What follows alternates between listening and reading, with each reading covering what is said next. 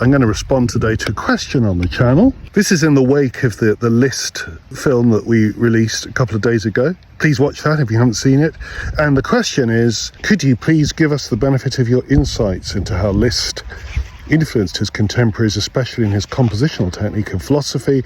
I'm thinking of his attitudes to love, death and immortality. Big question, goodness. Sometimes the questions you ask are also sort of vast, take a doctoral thesis at least to answer that. But let's look at it from 2 points of view. I think this might take us 2 shorts. Let's deal with philosophy. That's really a huge topic, and I can only skim the surface of it.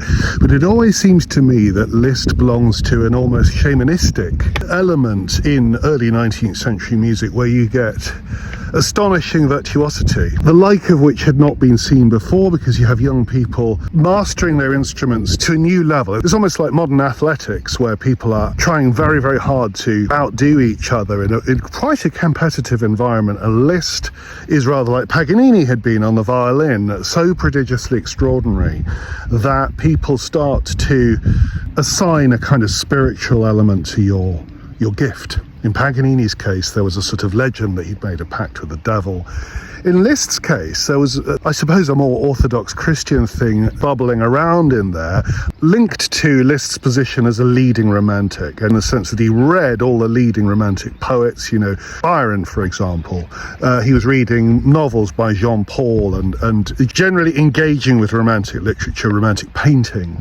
And of course, religious topics come up a lot in Romanticism, because Romanticism has to deal with the sublime, with things that are overwhelmingly immense and, in a sense, terrifying. And this is why, as a great romantic artist, at the end of his life, it's actually oddly appropriate that Liszt, despite being a famous libertine in his younger days, then became, it's almost like the other side of the same coin, then became a sort of mystic and a monk-like figure in his later years, because he has to fulfill some kind of mystic role.